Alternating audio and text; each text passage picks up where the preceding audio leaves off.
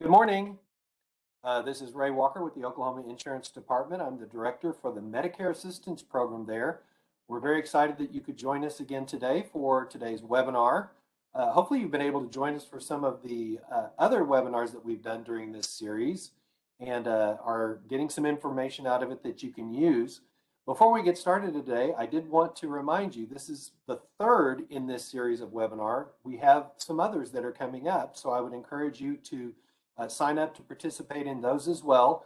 Next week, we've got Angela Kane from the Centers for Medicare and Medicaid Services, who's going to be talking about Medicare Advantage plans, the HMOs and PPOs and plans like that that are available out there. And she'll be sharing information about those, helping you figure out if that's a good decision for you. And then the week after that, yours truly will be talking about Medicare supplement plans and how those work with your original Medicare.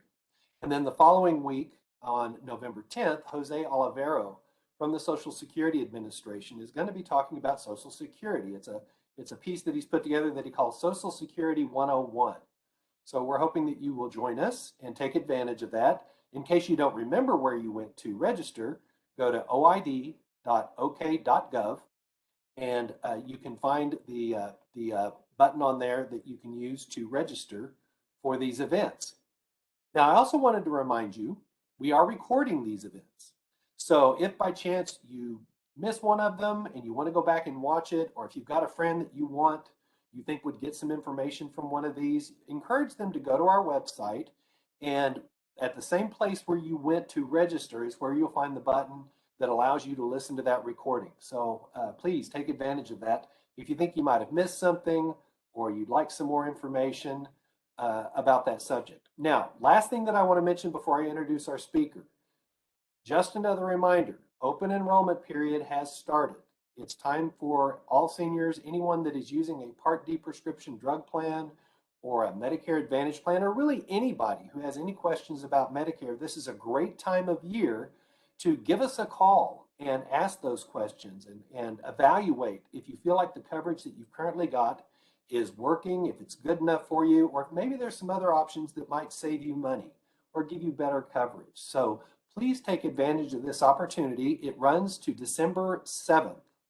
So please give us a call. Our phone number is 1-800-763-2828. We do have people that answer that phone 24 hours a day, 7 days a week. Unfortunately, because this is a very busy time of year, we sometimes will have people on hold. You do have the option of leaving a message, and it's a prompt that will be given to you. You can actually just press a button and it will leave your phone number with us, and the system will automatically call you back once one of us is free. So you can do that as well. So please take advantage of this chance to review your coverage. So now let's go ahead and move forward with today's topic.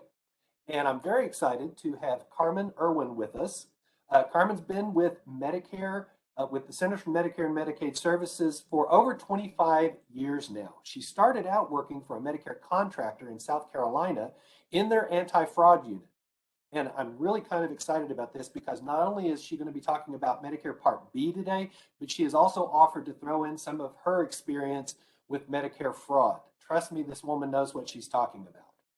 She was recruited by CMS to accept a role in the Dallas regional office she's been in Dallas for 19 years now. In 2016, she became the Rural Health Coordinator, and she currently serves as the lead for the Division of Local Engagement and Administration in the Dallas Regional Office. So Carmen, thank you so much for joining us and for giving us this information. We look forward to hearing from you. Thank you, Ray. And I'm going to get my slides up so that everybody can see, and we'll get started. And I'm just going to ask, can everybody see those now? Let's see. It looks like it's coming up now. I think we're good. It's working. So good morning. Okay, perfect. So good morning. I just wanted to thank Ray and everyone there in Oklahoma for asking me to come and speak with you today. I'm actually going to turn off my video real quick so that the bandwidth, because I have a feeling it will impede my presentation. But I just wanted to say thank you very much for having me come on today. We're going to touch on a little bit about Medicare, just to get everybody up to speed, which I'm sure most of you are very aware, but we're really going to hone in on Medicare Part B, boy. And then we're going to talk a little bit about Medicare fraud prevention. And it really goes hand in hand with that Part B benefit.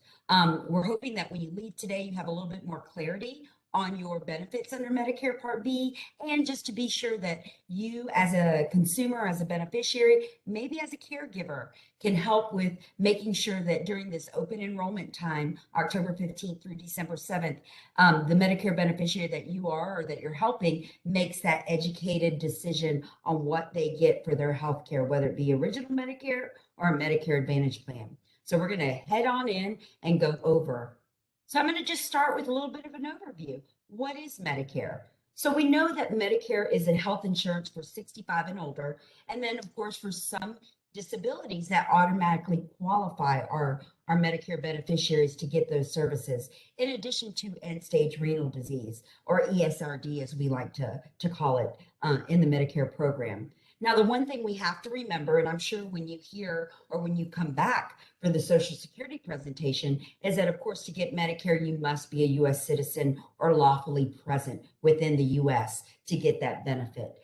And as you can see on this slide, it's a little dated. You should have received or will be receiving anytime soon your new Medicare New 2022 handbook. And it has all the pertinent information that we'll go over today. So who's responsible for making you eligible for Medicare?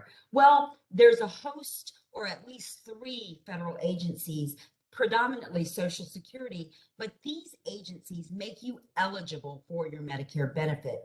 We at CMS are in charge of making sure that that the actual Medicare program runs and that you receive all your eligibilities and all your services, but the people or the agencies responsible for making you or giving you that eligibility into Medicare are going to be your Social Security Administration, your Railroad Retirement Board, or for like myself, who is a federal employee, when I retire, the Office of Personnel Management, or OPM. But for the majority of our Medicare beneficiaries, they receive that entitlement. Social Security is that gatekeeper that brings you into the Medicare program. Now, what are the parts of Medicare? Today, we're going to talk about Medicare Part B specifically, and that's going to be the medical insurance. But do realize that Medicare is broken up into parts. You're going to have that Medicare Part A, which is the hospital insurance. You're going to have Medicare Part B, which is your medical insurance. And then, of course, Medicare Part D, as in drug, and that is going to be the drug coverage. Now, here you'll see that it's broken up Part A, B, and D, but do realize that you can, during open enrollment, if you choose, you can actually get your Medicare A and B and include your Part D through a Medicare Advantage plan. But I'll leave that to my counterpart next week, Angela Kane, to go over that information. Here are the Medicare options. Again, we're just going to touch on them. I call this the alphabet soup. So original Medicare, you have the Medicare Part A and B, and you can add that Part D in addition to supplemental coverage, which I believe Ray stated he's going to present in a couple of weeks. Then on the right-hand side of this, this chart, you see that Medicare Advantage, it incorporates your Medicare A and B coverage. Most plans offer that Part D coverage that comes in for your drugs and some other benefits. As you can see, you can have Medicare A and B and D, and then you can have Medicare C and D. But C equals A and B. I know a lot of people laugh and they're like, what are you talking about, Carmen? It's the Medicare alphabet soup. Medicare A and B, you have to have those or enroll in those to even choose to be in a Medicare Advantage plan. But again, not to steal Angela's thunder for next week. You'll hear more about Medicare Advantage if you come back next Wednesday and listen to the Medicare Advantage part of it. But for the purposes of today's presentation, we're going to talk primarily about Medicare Part B. Here are some differences between original Medicare and Medicare Advantage. And again, you will see that next week when Angela goes over Medicare Advantage, she'll talk a little bit more about those differences. But the one thing I do want to point out in the top left-hand corner is that Part B covers services. Do realize that unlike Part A, Part B benefits is an 80-20 split. Medicare covers 80% of the allowed charges, and the Medicare beneficiary is responsible for that 20%. We'll talk a little bit more in the slides about that. And then, of course, here's some other comparisons between original Medicare and Medicare Advantage, just to give you a taste of what you can hear next week. All right, so are you ready? We're going to get into the crux of what is Medicare Part B. I know this slide says original Medicare A and B, but we have abbreviated it to talk about just Medicare Part B. So under Part B, this is your biggest chunk of what Medicare covers. Part B is the part of Medicare that, of course, you have two items that are unique to it. Medicare Part B comes with a monthly premium, and in addition, we'll talk a lot about that 80-20 split. Medicare covers 80% of the cost. The beneficiary is responsible for 20% of the cost. And it's because it covers the bulk or the medical necessities that go along with Medicare. So Part B is the medical insurance piece of your Medicare benefit. As you can see, it covers a multitude of things: doctor services, outpatient medical and surgical services, and supplies, your clinical labs and testing, and your durable medical equipment, your walkers, your diabetic testing strips, hospital beds, oxygen, CPAP supplies. Even though it's called DME or durable medical equipment, it is a Part B as in boy benefit. You have your preventative services, which are a benefit under Part B. You have your home health care, a piece of home health care. Home health is a Part A benefit, but there is a piece that belongs under Part B. It makes it a little convoluted, but we'll touch on that further. And then, of course, all your outpatient services, your physical therapy, your occupational therapy, speech language pathology services. These are Part B as in boy benefits. And then, of course, outpatient mental health care services. So this is a lot that's encompassed under that Part B. And hence, that's why this Part B has a premium and a deductible that go along with it. Now, the biggest piece of this is those preventative services. Guys, I'm here to tell you, we've come a long way. I've been working with Medicare now over 25 years. When I first started, there were only 2 preventative services covered for Medicare beneficiaries. And as you can tell from this list, we have added a whole bunch. Now, some of these come either with no copay or no deductible. Some you do have those copays and deductibles, but there's a multitude of services under your Part B benefit that every Medicare beneficiary should be taking advantage of. These, as it states in their names, are preventative services. Preventative in the sense that Medicare wants to offer these services to our Medicare beneficiaries so that it does not result into an acute care situation. We're looking at, cardiovascular disease screenings, colorectal cancer screenings, depression screenings. We know that with age comes sometimes depression, and we want to really hone in on that mental health or behavioral health benefit. The diabetes screening, the diabetes prevention program.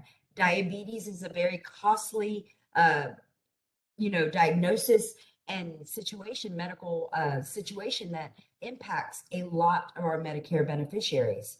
We have glaucoma test, of course, the flu shot. So I'm just putting it out there as a public service announcement. Right now is a great time to get your flu shot. For Medicare beneficiaries, it's free. If you're in a Medicare Advantage plan, you just want to verify that you go to a provider within your network so that there's no out-of-pocket cost to you. And then we have, of course, those welcome to Medicare preventative visits. So if you're aging into Medicare or you're new to Medicare, you have that welcome to Medicare preventative visit. And then, of course, that yearly wellness visit. Now, don't get confused. It's not an annual physical. It is a wellness visit that is covered by Medicare. So you get that every calendar year as long as you're a Medicare beneficiary. But there's several items here on this list. And if you got your Medicare and You handbook, they are listed in there. Now, if you're one of these technologically savvy Medicare beneficiaries and you've set up your Medicare account on MyMedicare.gov, you can also track all these preventative services on that account.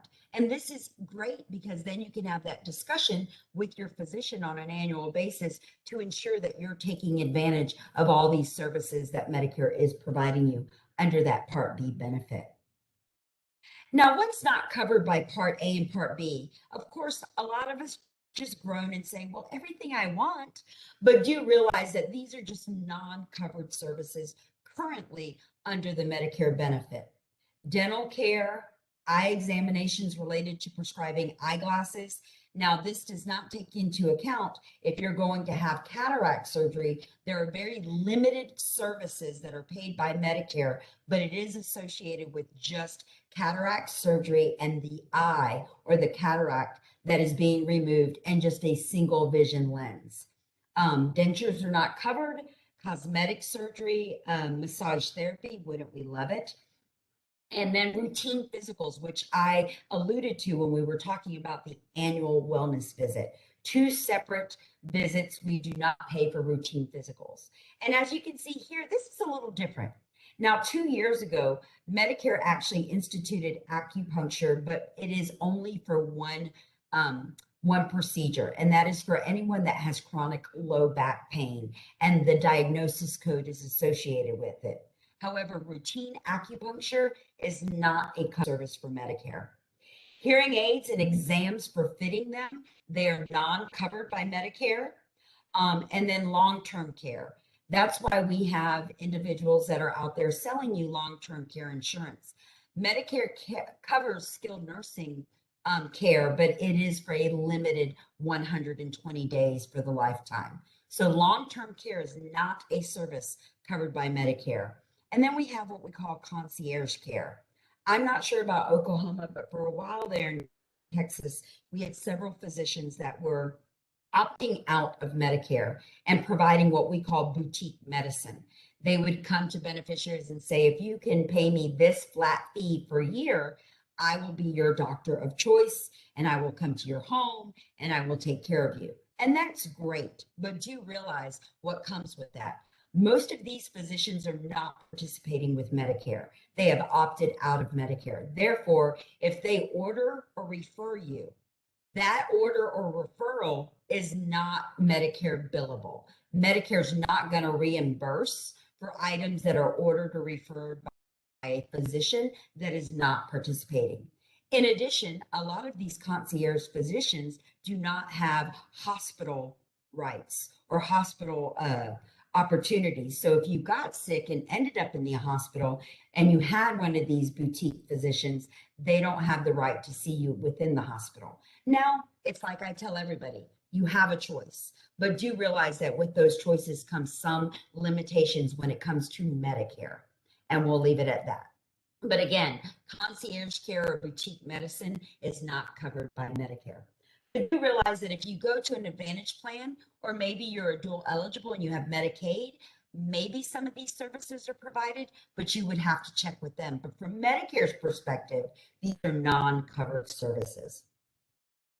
So what you pay, unfortunately, we do not have the 2022 Part B premiums. So we're going to have to use some data from last year or this current year, 2021. So currently for Part B premium, which I stated, Part B is a benefit that you have to pay that premium for. Currently, it's $148.50. Now, if you make more money, and we'll get to that in another slide, you may have to pay a higher out-of-pocket cost for your Part B premium. Now, some people who get Social Security benefits may have to pay or may get a lower premium just due to the statutory hold harmless provision. And then, of course, premiums may be higher if you did not choose to get Part B when you became eligible. Part B is a benefit that comes with a penalty if you did not enroll in Medicare when you were supposed to, and you did not have creditable coverage at that time. And then, of course, that premium goes up 10% for each month, 12-month period that you could have had Part B and you didn't take it. So this is a great time to really look back and make sure, did I enroll in Medicare when I was supposed to? I'm currently in open enrollment, so I want to verify that I have all my benefits, that I'm going to make a choice decision on how I want to receive my Medicare, whether I want to receive it through original Medicare or whether I want to go with the Medicare Advantage plan. Either way, you still have to have that Part B. And that Part B, of course, is one that comes with not only a premium, but also you have a deductible, and we'll get to that in the next slide. Now, with Part B, we just stated that if you make more money, you have to pay more for that premium. It's what we call income-related monthly adjustment, or as we like to say, IRMAA. As you all know, the government loves acronyms and abbreviations. So this abbreviation or acronym is IRMAA, and it's for income-related monthly adjustment amount. So as you see on this graph, if you filed and you realize that this is 2 years previously, so that they take the information from the IRS. So for 2021, Social Security looked at your 2019 tax return. So if you're an individual and you filed an individual tax return in 2019 and you made $88,000 or less, you would pay your Part B premium at $148.50. And as you can see, the more money you make, the higher that premium goes. Now, there is a cutoff down there. If you are an individual that in 2019 submitted a tax return to the IRS for $500,000 or more, you would pay $504.90, and that's where it stopped. Anything above that, it still would stop at $504.90 for your premium. And then, of course, that second column is for a file joint tax return for a married couple. And there are the limitations there. Now, the one thing I do want to point out here is we know that we have life changes. And in the government, they're looking at your tax return from 2 years ago. So say you had a death, or maybe you were working and you're not working now, and your income has drastically changed. This is where you would want to take the opportunity to reach out to Social Security and ask for a reconsideration. Again, we're going back to Social Security because what did I say? Social Security is that gatekeeper. They are the agency that makes Medicare eligible to you and how much you're going to pay for your benefit, or how much you're going to pay as your premium for Medicare. So if this does impact you, this IRMAA, and it may impact how much of a premium you're paying, you want to reach out to Social Security to ask for that reconsideration based on what that tax return was 2 years previously. So for 2022, they would be looking at 2020's tax return. So again, and I'm sure this is something that may come up in a couple of weeks when Social Security comes to present, but just to give you a heads up, when it comes to your premium for Part B, this is where the government, Social Security, looks at that tax return to make the evaluation on what you as an individual are going to pay for that Part B premium. Now, we don't have the numbers yet for 2022, but hopefully soon Congress and the government will come to a decision, and that information will be provided to you prior to January 1. All right. So what do you pay in original Medicare for those Part B benefits? And it says here original Medicare because, again, when my counterpart Angela Kane talks next week, she'll talk about how it works with Medicare Advantage. But for 2021, since we don't have 2022's numbers yet, your yearly deductible is $203. So we know we have a monthly premium, and then we have an annual deductible, and that deductible is going to be $203. And as I stated before, Medicare Part B as in boy is a 80-20 split. Medicare pays 80% of an allowed charge, and the Medicare beneficiary is responsible for that other 20%. And as you can see here, it's for most covered services like doctor services and the services that I showed on that list when we started. Now, for most of your preventative services, there's $0. And I stated that most of those preventative services don't have a deductible associated with them. And then, of course, outpatient mental health services, Medicare pays 80% of that allowed charge. The Medicare beneficiary is responsible for 20%. Now, you do have to reach that annual deductible of $203, which most individuals receive, take care of in the first couple of months, annual January, February, March, because it is based on a calendar year. Now, why should I take my Part B if I'm coming into Medicare, or why should I have had Part B? Well, let's talk about that, because these are the decisions that have to be made. So most people pay a monthly premium for Part B. And we know that because that's that medical insurance piece of your Medicare benefit. It's usually deducted from your Social Security or Railroad Retirement benefits, or you may be a beneficiary that pays it either monthly or quarterly to the government. And then, of course, the amount depends on your income, which we just looked at that IRMAA slide. And it does identify what your premium would be for your Part B coverage. Now, you may have supplement employer coverage, so you may not have to get your Part B at this time because it's creditable coverage if you're still working or being covered by an employee coverage. However, you definitely want to contact your benefits administrator or HR in the company that you're working for, because if you are aging into Medicare or becoming Medicare age, you want to make sure that you have that creditable coverage, because if you don't enroll when you're supposed to, we mentioned that 10% penalty that is added, and that's for a 12-month period, because right now we're in open enrollment, right?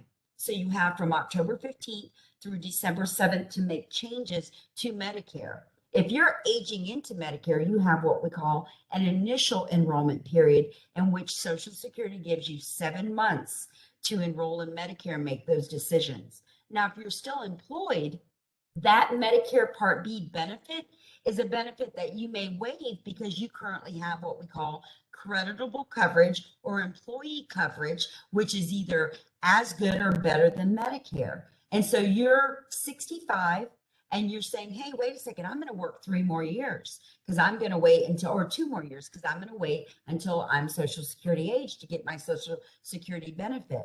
Well, then you would just verify that the current coverage with your employer is what we call creditable. And therefore, you would not have to actually accept your Part B coverage at this time. You could write back once you get your Medicare card that you don't want to take Part B, as in boy, because that is the benefit that has a premium associated with it. And you want to continue being covered by your employee coverage, which is either equal to or greater than creditable or creditable more than Medicare. But again, if you are an individual that's aging into Medicare, or maybe you've had a change in your life where you're now going to accept your Medicare, you want to make sure that you understand how you're coming into Medicare, what's going to cover you, and that if you're supposed to take that Part B coverage, you take it unless you have something that's equal or better than that. Because if not, that Part B penalty is that 10% for 12 months. When it rolls around next year, when you actually will be able to enroll in Medicare, and you don't want to add additional cost to that premium that's already at $148.50 a month. So these are things that you want to take into account. Again, Part B is that massive coverage. Part A, which we didn't go over too much today, it's normally automatic for those of you that are eligible for Medicare due to your payment to Social Security. Some people have to pay for their Part A, but the majority, 90% of the individuals, get Part A automatically. Part B, because it is the one associated with the premium and has that annual deductible, you want to ensure that you are enrolling appropriately and reaching out to Social Security to validate that it's time for you to enroll, or if you currently have coverage, you would stay with that coverage until you became either you retire or no longer have whatever that in-group coverage is, and then you can enroll in Medicare at a later date. But these are the questions that we have to ask.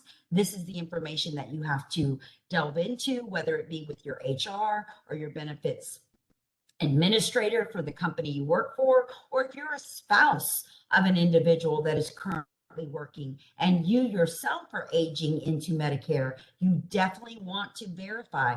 Most employee coverages for spouses, especially at the age of 65, they identify that and send you a letter saying, thank you very much for playing, but you now became Medicare eligible. You need to enroll in Medicare and get your Part B. So there are several different scenarios, and there's caveats on how you become enrolled in Medicare and how that Part B coverage covers you and where you qualify for it. So you want to ask questions, you want to validate that information with Social Security, and you want to make sure that your Medicare, you enroll in it when you're supposed to.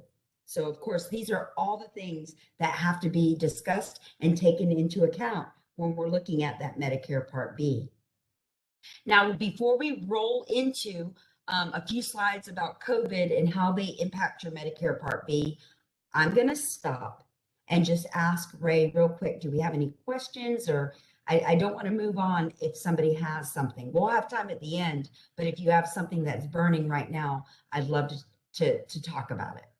Okay, so for folks that may not be aware of it, if you look in the lower right corner of your screen, you should see a box there. One says chat, one says Q&A. Either one is okay. If you want to take the time to go in, if you've got any questions, type your question in there and I'll shoot it over to Carmen.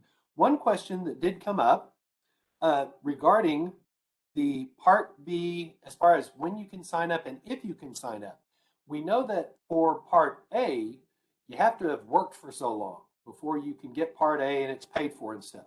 So are there similar qualifications for Part B, or can anybody who's here legally, can anyone have Part B that pays for it? Okay, so Part B, and I don't work for Social Security, and like I said, Social Security is that gatekeeper, but you have to have your 40 quarters. So if you are going to Social Security to pay for your Part A, you'd have to talk to Social Security on how you would qualify for that Part B. Could you pay the rest of those quarters that you have not met? And Social Security is going to tell you what that cost is going to be to you.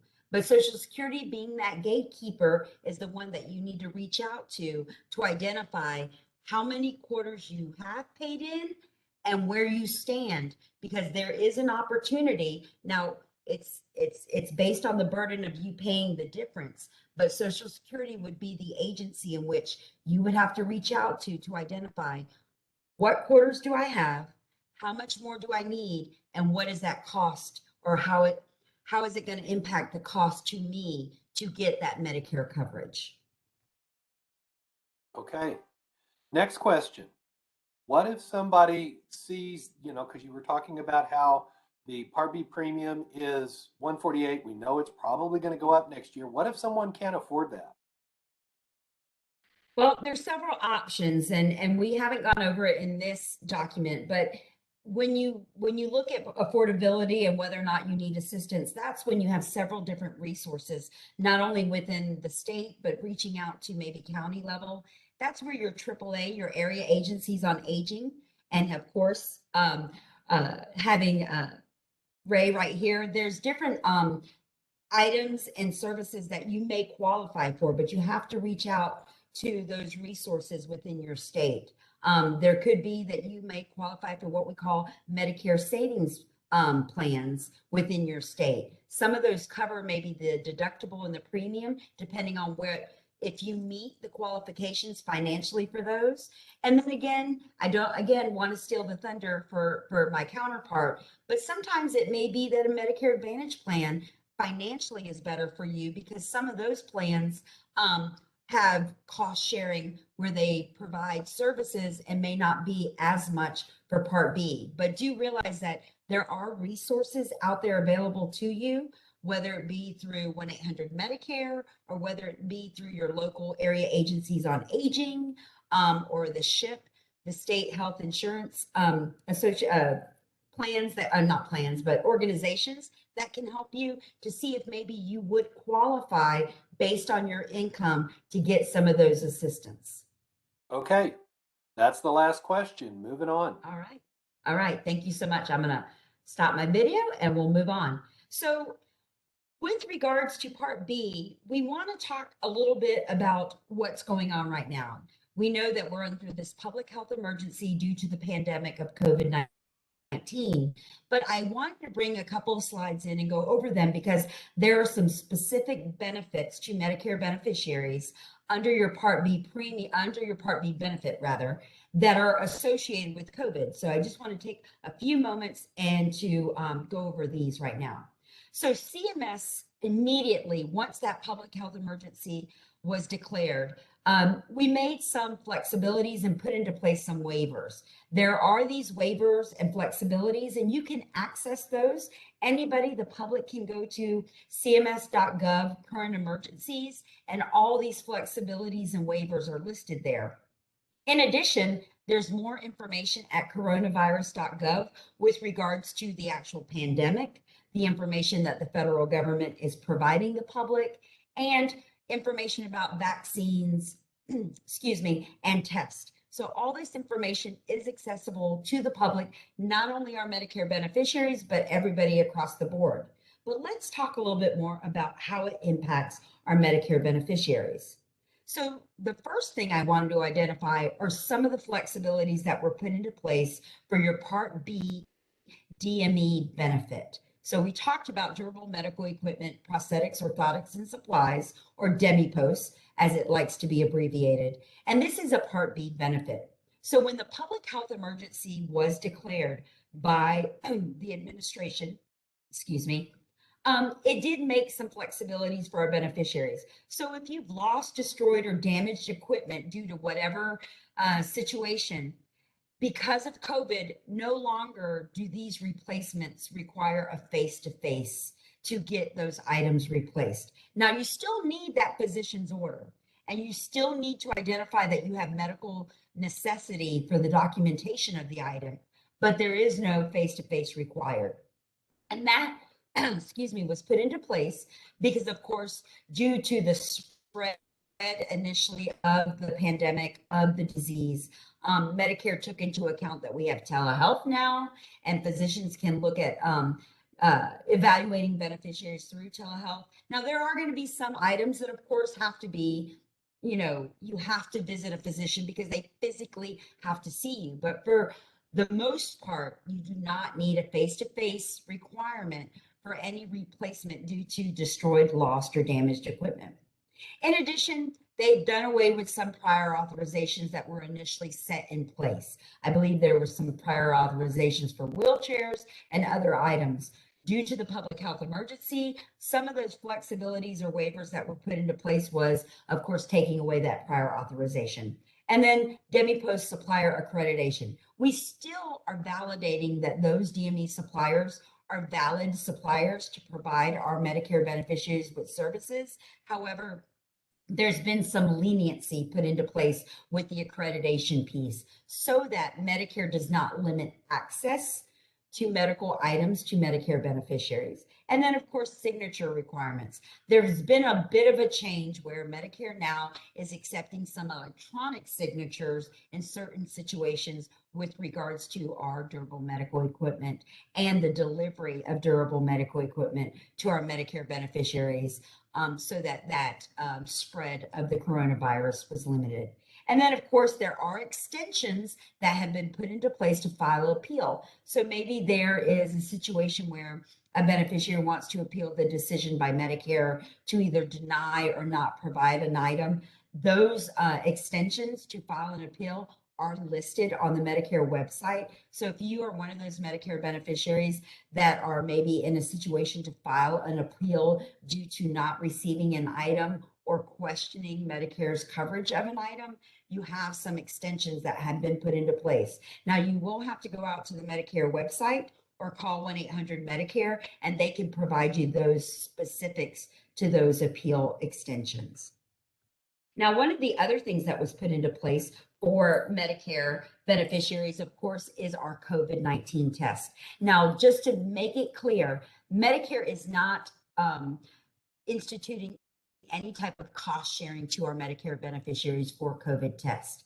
That being said, there are medical criteria that are associated with these tests. So these tests that Medicare says the beneficiary will pay nothing for are tests, of course, that you would receive from a laboratory, pharmacy, doctor, or hospital that is enrolled in Medicare, a Medicare enrolled provider. And of course, that test is to determine whether or not you being the Medicare beneficiary, present with some type of diagnosis or symptoms that a medical practitioner believes may be COVID-19. This is not going to cover a test for that individual that needs a test to fly or to go to a Caribbean island or to go hang out at a concert, or maybe some other requirements that have been put into place by private institutions, or to go attend public, activities. Again, these are tests that a medical practitioner has determined that you as a Medicare beneficiary present to them either diagnosis or present to them with some criteria that they identify as being maybe associated with COVID-19. These tests are covered in full. There's no cost to a beneficiary. Now, if you're being solicited, and I'm kind of jumping ahead because we're going to talk about this a little bit in our fraud and abuse, but if you're being solicited or offered, very small amounts of money, or people are asking you for your credit card for testing in your home, do realize that these are not going to be covered by Medicare. Most of these are just going to be people that are taking advantage of a situation and trying to solicit you for items that you do not need.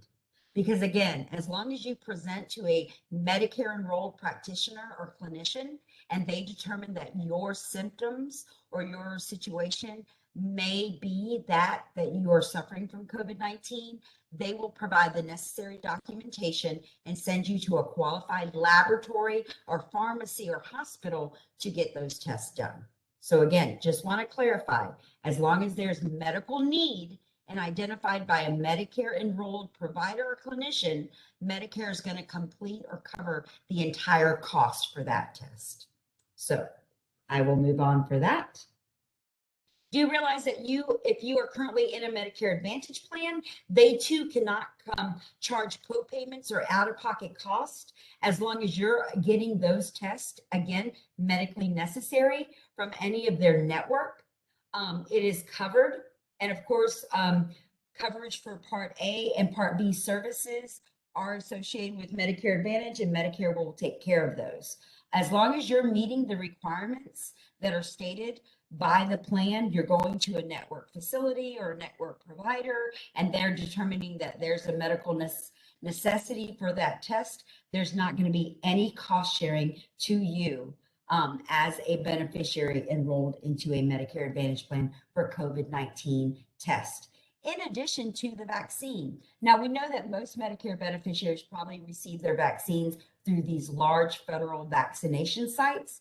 But even so, there are clinicians, practitioners that are providing those vaccines, and there is no cost at all associated with that. If someone is asking for money for either a vaccine or test, it's probably fraud, or you're going to someone that is providing you a test that's not associated with the medical necessity, and therefore I would be very, very be very cautious if you're making that determination or going to get those tests done, because that is not billable to Medicare, nor is Medicare overseeing or can control the cost or the amount of money they're asking from you. So I would be very leery of being solicited for any type of test. I would definitely have that conversation with your clinician or with your plan to make sure that all this is covered and there's no out-of-pocket cost to you as a Medicare beneficiary. And again, just going, Medicare has instituted some other flexibilities under Medicare Advantage plans. This was, of course, last year because we're in open enrollment right now, but flexibility to expand benefits mid-year. They were waiving prior authorization requirements for some Part D drugs if the beneficiary could not get to a physician or a pharmacy. And of course, the expansion of telehealth. And then, of course, they relaxed the refill too soon edits. So there were some beneficiaries that unfortunately were having to go to the pharmacy or pick up medications due to transportation and other issues. And those were relaxed during 2020, the end of 2020, 2021 due to COVID.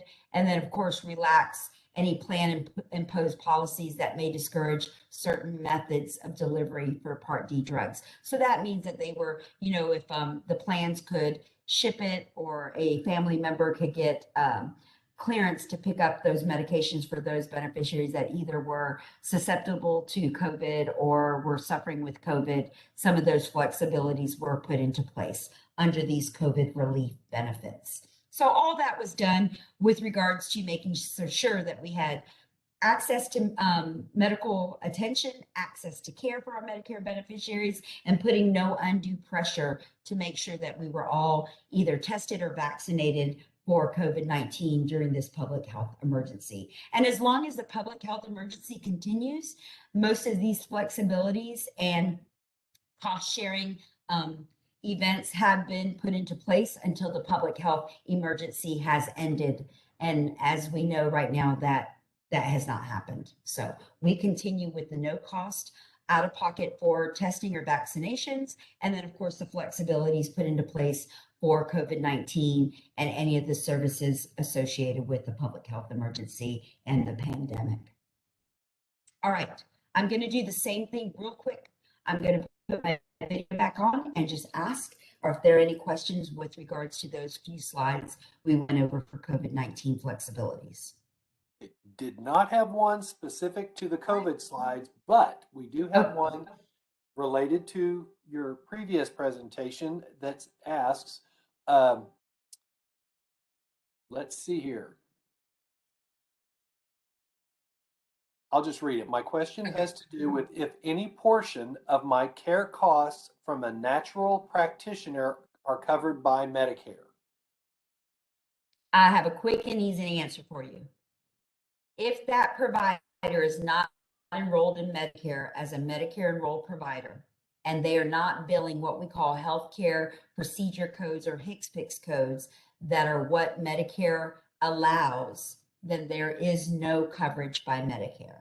They have to be, number one, enrolled in Medicare. They have to be a practicing Medicare provider, and they have to bill with what we call healthcare procedural codes. That is what Medicare identifies as a payable service. Okay, sounds good. That was the only question. Okay, thank you. We'll move on. All right, so we're going to get into my favorite topic. As Ray said, I've been with Medicare, either with a contractor or with the federal government, for almost 26 years now. My entry into the Medicare arena came through working for the fraud department at a local Medicare contractor back in 1995. That's where I started. So it is my first love. I take great personal satisfaction ensuring that our Medicare beneficiaries are aware of those individuals that choose to scam or scheme or take advantage of our Medicare beneficiaries through some type of fraud, waste, or abuse. So with that being said, we're going to jump in just to give you all some information on how to protect yourselves, how to identify fraud, waste, and abuse, and how to ensure that you're getting the maximum benefit and eligibility from something that you've paid for all your life, which is your Medicare benefit. So with that being said, we're going to talk about it.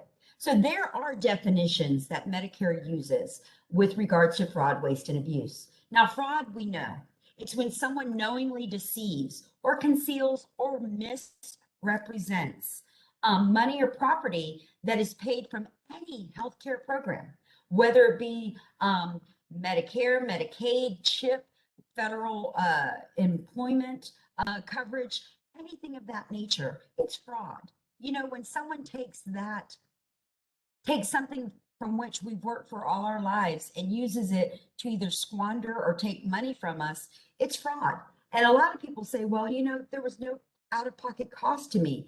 But we'll get into this a little bit later. It's your benefit. There are some limitations to the Medicare benefit. So if somebody illegally bills or gets paid for a service that you did not receive, you may not be able to get that service again for at least a year or so, or even 5 years when it comes to durable medical equipment. So there are a lot of aspects to this, not just monetary. It is your eligibility or your benefits that you have worked very hard for under the Medicare program with regards to your Social Security that you paid.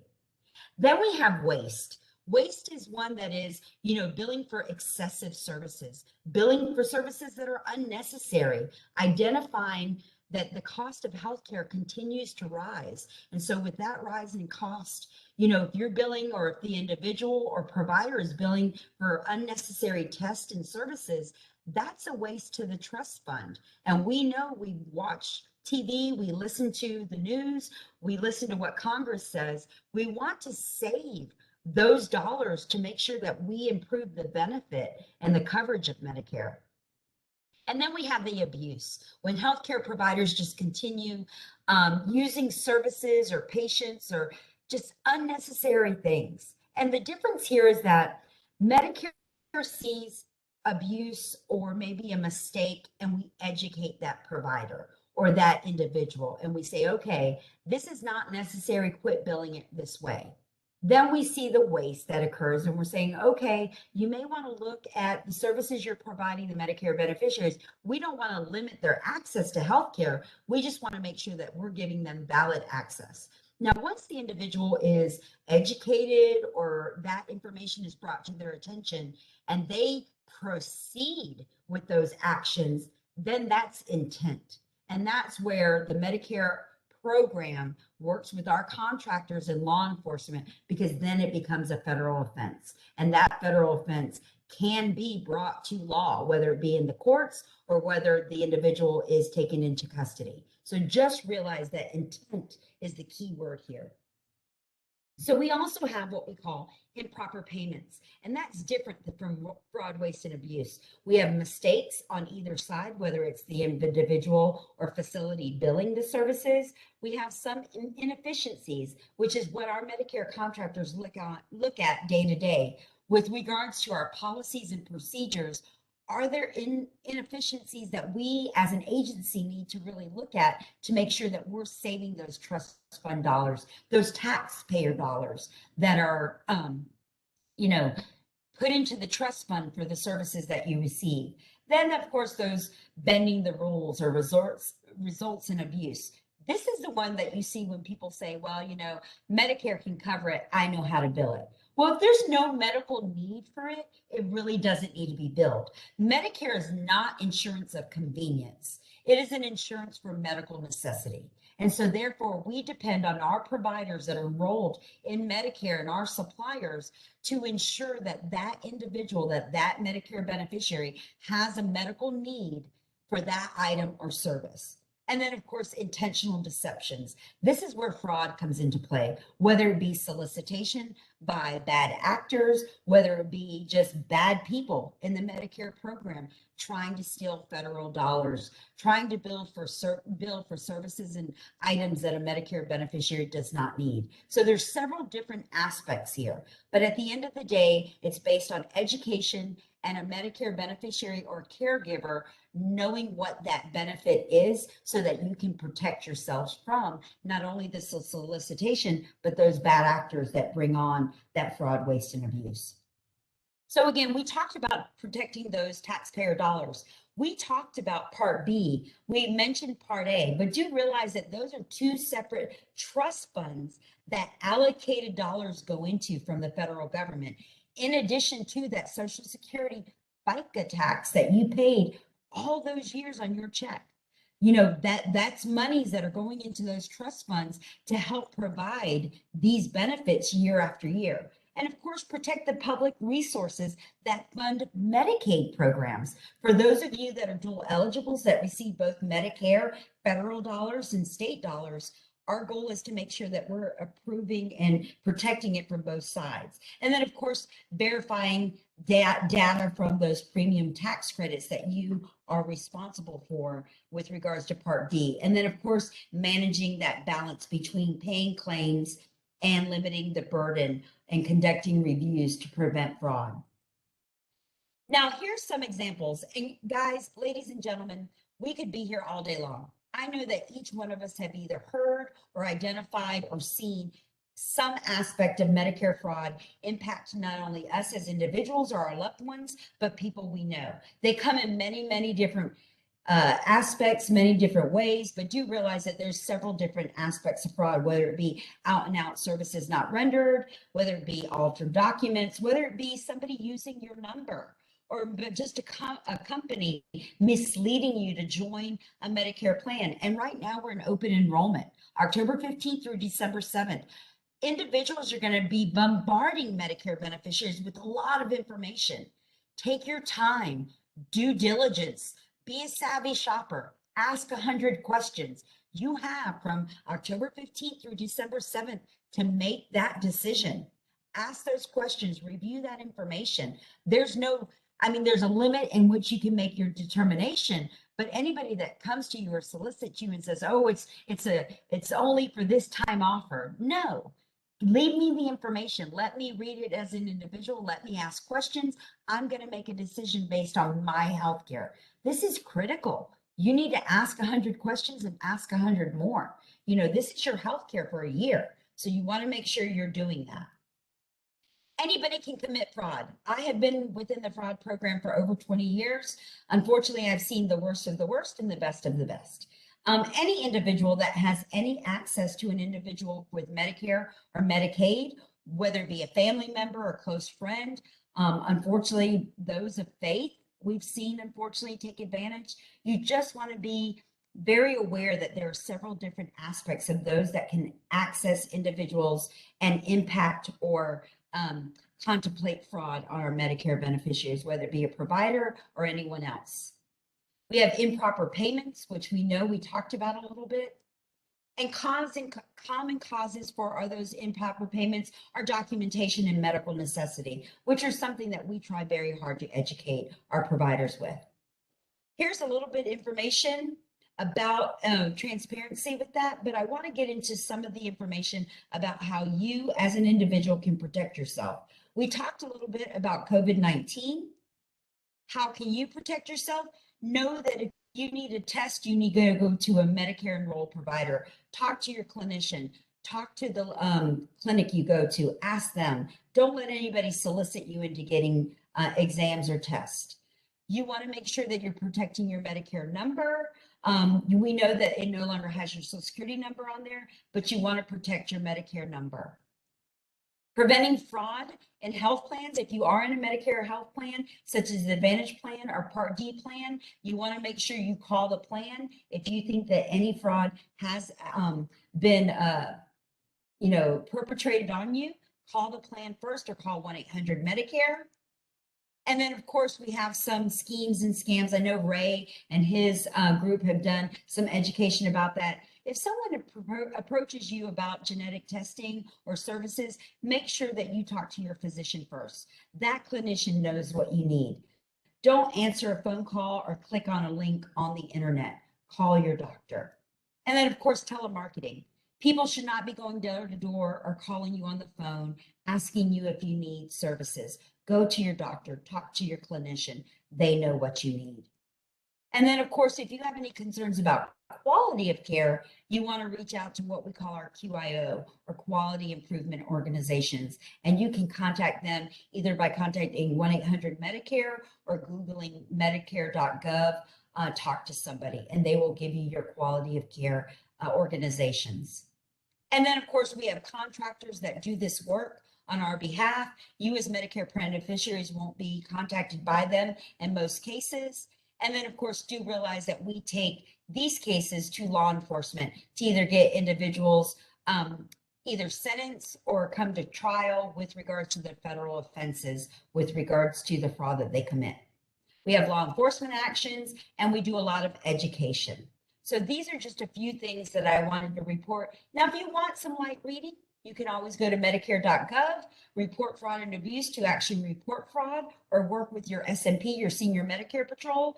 And in addition, it has information about the current scam schemes and current providers and individuals that have been sentenced or tried for fraud. And of course, review your Medicare summary notices or your explanation of benefits to identify that what you received is valid. If you have a question about anything on them, contact 1-800-Medicare or the provider first. And then, of course, here's a great publication that is accessible to anybody, free by Medicare. It's called the 4 R's for Fighting Medicare Fraud. I know I'm going through this a little bit fast, but I want to give time for information or questions that you have key points to remember is that fraud, of course, is fraud, waste, and abuse, but improper payments are often mistakes, but they can turn into fraud. And then if you question something, call somebody. No question is bad. You want to ask somebody. And there's more information available at our CMS National Training Program website. And all this information I presented to you today is available to you there. But if you have any questions, call 1-800-Medicare. And with that, I have stopped my presentation. So I'm going to stop sharing. And I know we're on the money. So I apologize.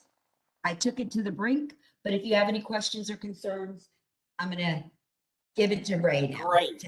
Yes, that was great information. And I'm so glad you did mention the S&P program. If people do suspect fraud, if they've got any questions about it, the Medicare Assistance Program at the Oklahoma Insurance Department does serve as the S&P, which stands for Senior Medicare Patrol for Oklahoma. So please feel free to give us a call. We would love to hear from you and answer those questions for you.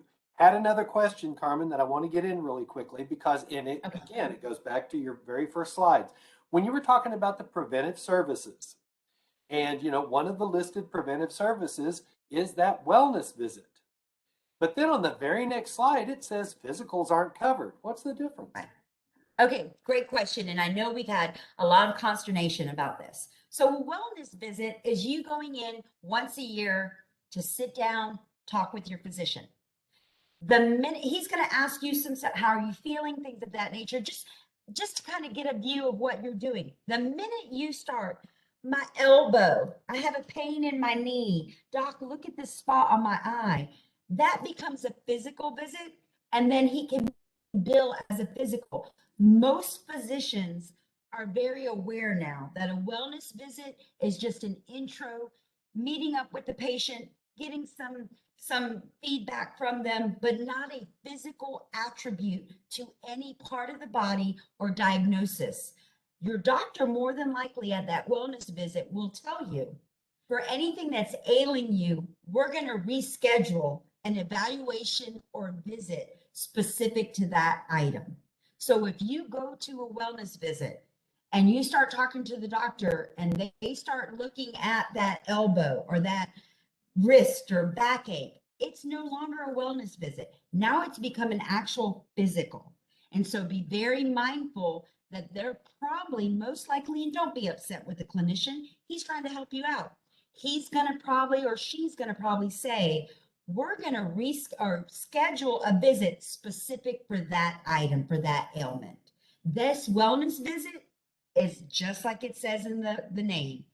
How well are you feeling? Let's talk a little bit. Let's ask about, how are you feeling? Are you sleeping okay? Is there any, are you going through any emotional crisis? Very, what I call the 50,000 the view. When it starts to get to where my finger, I'm having floaters in my eye, I'm losing my breath, and you want him to look at it, it now becomes a physical. It becomes that engrossed diagnosis code specific, but more than likely, I'd say at least 95% of our clinicians now know as soon as the beneficiary starts complaining about an ailment, they're going to say, we're going to cover that in our next visit, because then it's billable and it's not part of that wellness visit. Yeah, I was in a conversation with a group of physicians, and they pointed out that many of their patients, particularly seniors, already have some condition that doctor is treating them for. So consequently, they're not going to have a wellness visit. The doctor already knows that they've got a condition, and that doctor is really not going to be comfortable treating them without doing some of those tests like you were talking about. So that was a really good explanation. So, all right, well, we are past our time. Carmen, thank you so much. This was really great information. We're so glad you could come and join us. Everybody, don't forget, it is open enrollment. Please give us a call. Our phone number is 1-800-763-2828. Please give us a chance to help you review your drug coverage or your health plan coverage. And we look forward to seeing you next week. If you haven't signed up for our event next Wednesday, go to oid.ok.gov and register for that. We look forward to seeing you. Thank you and have a great day.